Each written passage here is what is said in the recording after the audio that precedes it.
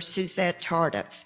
Suzette is a retired zoologist. In 2019, after 18 years in San Antonio, she and Dick chose Galveston as a perfect place to retire, in part because of its lively and diverse community with so many volunteer opportunities. We are fortunate to have Suzette as president of our board and as a member of our fellowship. Please join me in welcoming Suzette.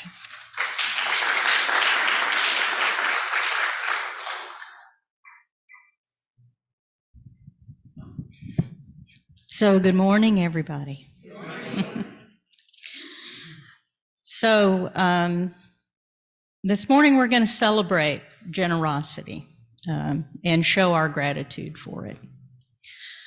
So one of my favorite books is the Book of Joy. And the Book of Joy is a journey through a visit between the Dalai Lama and Archbishop Desmond Tutu on the occasion of the Dalai Lama's birthday. These two leaders, who didn't meet very often and were from very different faith traditions, found they had much in common. And they agreed upon what they called 8 pillars of joy, traits and practices that provide fulfillment and meaning to our lives. One of these pillars was generosity. So on this Pledge Sunday, we will consider the gift of generosity as a source of joy and how our generosity supports our beloved community. The Buddhist writer Jack Kornfield says, "We all have, without exception, a very deep longing to give to the earth, to give to others, to give to the society, to work, to love, to care for this earth. And so there's a tremendous sorrow for a human being who doesn't find a way to give. One of the worst of human sufferings is not to find a way to love or a place to work and give of your heart and your being." We as a fellowship are blessed to be surrounded by those who give freely of themselves, which you've heard this morning already. We experience this generosity every Sunday and acknowledge it in thanking all the volunteers who make our services possible. We hear generosity in the announcements that offer us opportunities to give our time, talents, and money to causes that aim to make the world a more compassionate and just place. We are thankful when we learn during the sharing of joy, sorrows, and concerns of ways in which the fellowship provides comfort to members through flowers, cards, and visits to those who are suffering. We delight in walking through our beautiful natural garden as we enter the building. The tending of that garden is supported through the generosity of our members. As I prepared a year ago to lead the fellowship's board, I went around to many of you and I asked you what you most valued about the fellowship. And 3 things were most often mentioned.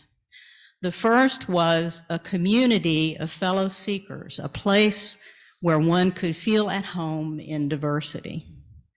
The second was stimulating and inspiring Sunday services. And the third was a chance to support causes important to us: social justice, LGBTQ rights, reproductive justice, care for those who are suffering, both in our fellowship and in our broader community. Our generosity supports all of these prized aspects of our fellowship.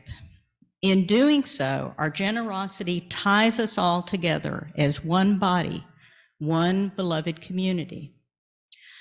Reverend J. Leach states, "Our most radical, controversial, countercultural message just may be our affirmation that each of us, every single individual one of us, is part of an interdependent web." To make such an affirmation with full integrity suggests that what's in it for me is directly, inextricably, completely entwined in what is in it for us. Or as poetically put by Luciano de Crescenzo, isn't that a great name? We are each of us angels with only one wing, and we can only fly embracing each other. So, how does your generosity support what you value, for those of you who are numbers people? Our typical yearly budget is around $85,000, including compassionate offerings. Of this amount, approximately half is used so that we have this physical home, this space in which to worship and meet. That includes items such as utilities and insurance and maintenance and a number of other things. The remaining 50% of the budget is pretty equally divided among three areas. The first is supporting Sunday programs. The second is providing the supplies that make our building a home, be it wine, coffee, printer paper, mask, or toilet paper. And the third is supporting causes that make the world a better place. Items such as supporting our members through the Care Committee, funding local causes through our monthly compassionate offering, and our donations to UUA to support the broader efforts of Unitarian Universalism, including UUA's justice networks. In the last year, pledged donations have supported around 85% of the $80,000 operating budget. So that's the budget minus compassionate offering, which is, a separate offering. We've been fortunate to have generous donations made outside the pledge process, but to ensure that we can continue to support those things we value most, getting pledges that are closer to covering our operating budget is important. This is particularly true as we continue to deal with our lovely aging home, which requires drawing down on the generosity of those in past years whose donations allowed the building of a capital reserve. That reserve this year was hit with around $40,000 of capital improvement expenses, such as a new roof and plumbing. As our building ages, we continue to expect ongoing improvement expenses that will further reduce the reserve. From the board, I want to thank you all for your ongoing generosity. This is a room full of generous people. Your time, your talents, your money that make this fellowship possible. I'm going to close my statements with words by Lewis Henry Lapham from a book, Money in Class in America. Money is like fire, an element as little troubled by moralizing as earth, air, and water. We can employ it as a tool or dance around it as if it were the incarnation of a god.